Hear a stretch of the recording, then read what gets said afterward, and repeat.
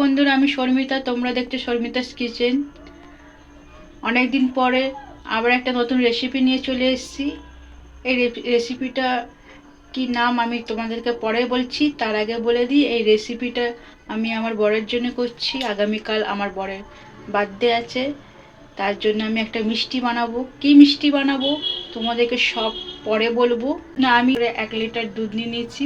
এই দুধটাকে আমি গরম করতে দিয়েছি মিডিয়াম আছে। আর এই দুধটা হালকা গরম হয়ে গেলে আমি এর মধ্যে পাতি লেবুর রস দিয়ে দেবো। আমি এটা ছানা বানাবো আগে, তারপরে আমি মিষ্টিটা বানাবো। একটু ফুটে গেলে আমি এখানে ছোট 2টো পাতি লেবু ইউজ করছি। বড় লেবু হলে তোমরা একটা দেবে। এটা ভিনেগার দিয়েও তোমরা কাটাতে পারো। চলো তাহলে তোমাদের সঙ্গে পরে দেখা হবে। বন্ধুরা, আমি একরকম মিষ্টি বানাবো বলে তোমাদেরকে বলেছিলাম।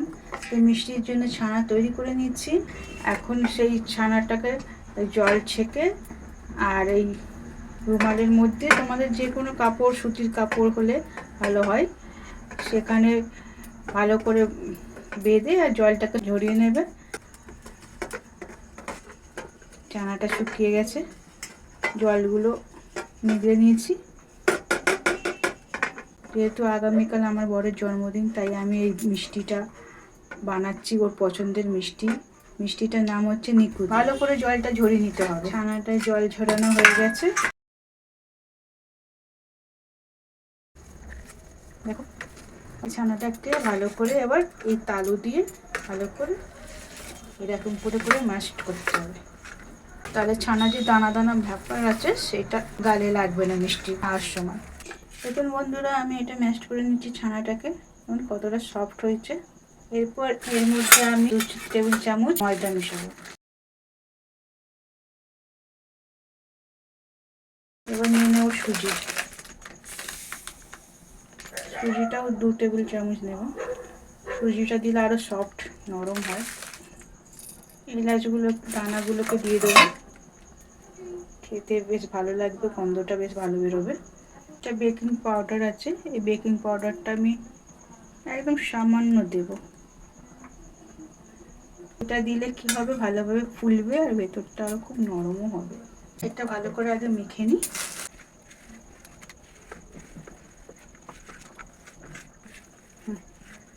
আমি সুজি আর ময়দা দিয়ে মেখে নিয়েছি। সুজি আর ময়দাটা ভালো করে মাখতে হবে বলে ওইগুলো আগে উপকরণ দিয়ে দিচ্ছি। এবার মাখা হয়ে গেছে। এবার আমি এর সাথে অ্যাড করব গুঁড়ো দুধও আমি 2 টেবিল চামচ দিলাম। একটু মেখে নেব। ওদের সমস্ত উপকরণ দিয়ে ভালো করে ছানাটা মেখে নিয়েছি। 2 টেবিল চামচ তো ময়দা দিয়েছিলাম।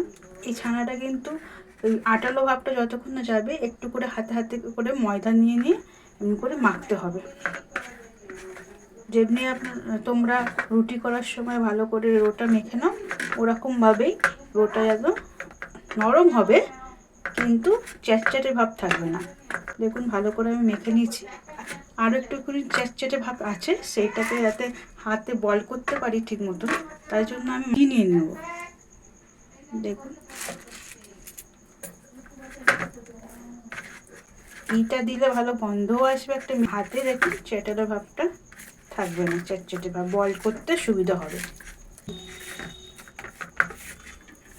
দেখুন কি সুন্দর ময়দা বা লুচি ফুচি করলে যেমন মেখে নেওয়া হয় সেরকম দেখুন হয়ে গেছে। এবার ছোট ছোট বল করছি আমি।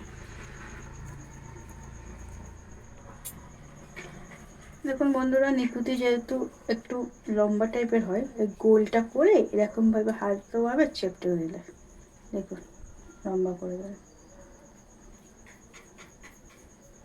এইগুলো আমি সব করেছি, তোমরা এইভাবে করো। আমি সব কটা এবার এরকমভাবে বানিয়ে নিচ্ছি। বন্ধুরা দেখুন, আমি নিকুতি মিষ্টি করার জন্য এরকম সেট করে নিয়েছি। আমার 1 লিটার দুধে 50 পিস হয়েছে। এরকম সাইজে এরকম 50 পিস হয়েছে। আমার ডন বাবাও বকছে আমার সাথে। তুমি রান্না করবে বাবা? এই মিষ্টিগুলোকে এবার আমি তেলে ভেজে নেব।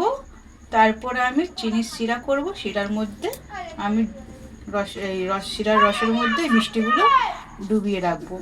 তাহলে চলুন, তাহলে আমি এই মিষ্টিগুলো ভেজে নিই। নিকুতি মিষ্টিগুলো ডুবিয়ে রাখার জন্য চিনির সিরা বানাচ্ছি। ননস্টিক কড়া বসিয়ে দিয়েছি, এবার চিনি নিলাম। ক্যামেরাম্যান একটু ব্যস্ত আছে, ছেলেকে ধরে রয়েছে, ওই জন্য আমি করছি। এই বাটির, বড় বাটির এক বাটি পুরোপুরি না, এক বাটি চিনির মধ্যে যতটা চিনি পরিমাণ নিয়েছিলাম ততটা পরিমাণ জল দিয়ে দিলাম।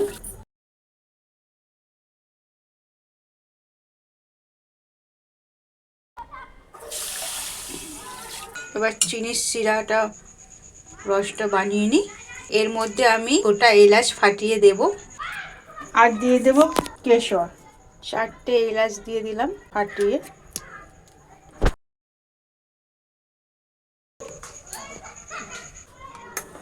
সামনে মাঠ আছে, মাঠে বাচ্চারা খেলছে, তাই জন্য একটুখানি আওয়াজটা বেশি হচ্ছে। তোমরা যদি না বুঝতে পারো তোমরা আমাকে কমেন্ট করবে, কমেন্টে আমি ভালোভাবে বুঝিয়ে দেব। ভিডিওটা না স্কিপ করে পুরো ভিডিওটা দেখবে, দেখে তারপরে করবে, তাহলে বুঝতে পারবে। স্টেপ বাই স্টেপ মিষ্টিটা করতে হবে। এটা নাড়িয়ে দিলাম, চিনিটা গলে যাবে। এর মধ্যে দিয়ে দেবে একটুখানি পাতিলেবুর রস। পাতিলেবুর রসটা দিলে মিষ্টিটা যদি তোমরা বেশি দিন রাখতে চাও স্টোর করে ফ্রিজে, তাহলে ভালো থাকবে।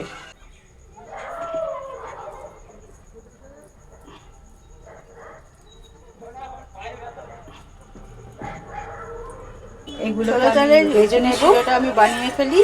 তারপর আর একদিকে কড়া বসিয়ে দিয়েছি, এখানে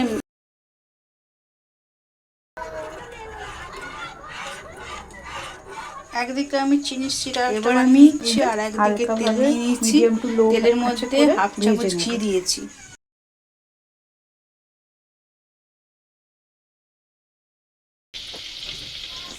হালকা লাল লাল হয়ে আসলে নামিয়ে দেবো। আমি একটার পর একটা এইভাবে ছাড়তে থাকি। আমি হালকা করে ভেজে নিই, লাল লাল করে। ছানার রোগুলোকে আমি তেলে ছেড়ে দিচ্ছিলাম, ভেজে নিয়েছি। দেখুন হালকা লাল লাল হয়ে এসছে। এগুলো আমি তুলে রাখবো। এরকম করে আরও যেগুলো বাকি আছে এরকম করে ভেজে নেব। নিয়ে চিনির সিরাটা দেখুন, চিনির সিরাটা আমার হয়ে এসছে। চিনির সিরাটা আমার হয়ে এসছে।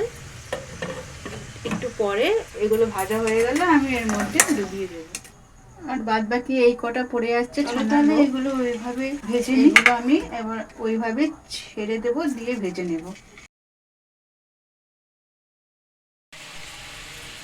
বন্ধুরা দেখুন চিনির শিরাটা হয়ে গেছে। এবার নিকুতিগুলো যে ভেজে রেখেছিলাম, ছানার নিকুতিগুলো, এই চিনির শিরা কিছুটা ভাজা হচ্ছে আর কিছুটা ভাজা হয়ে গেছে। এই পুরোটা ভাজা হয়ে গেলে এই চিনির শিরা রসের মধ্যে আমি এগুলো ডুবিয়ে 5 মিনিট ফুটিয়ে নেব। তাহলে ভালোভাবে রসটা এই ছানার নিকুতির মধ্যে ডুববে। দেখুন বন্ধুরা আমার এই নিকুতি ভাজা হয়ে গেছে, ছানার নিকুতিগুলো।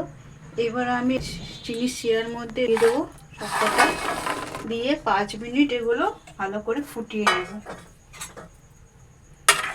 5 মিনিট ফোটানো হয়ে গেলে বন্ধুরা আমার নিকুতি মিষ্টিটা তাহলে রেডি হয়ে যাবে।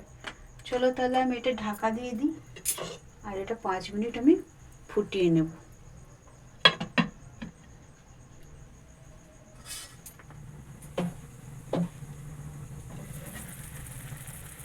কত সুন্দরভাবে ফুলেছে।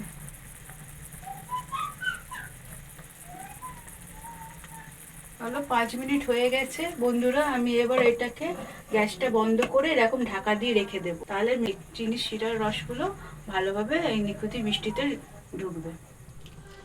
আমার নিকুতি মিষ্টিগুলো বন্ধুরা রেডি হয়ে গেছে। দেখো কি সুন্দর কালার এসছে, আর কতটা সুন্দর দেখতে হয়েছে, আর কি স্মেল, দারুণ গন্ধ বেরিয়েছে।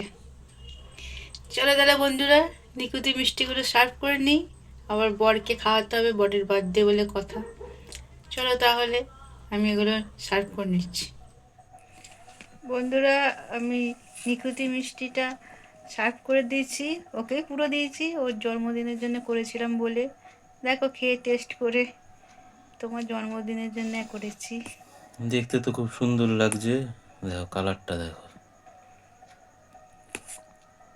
চলো এবার খেয়ে দেখি।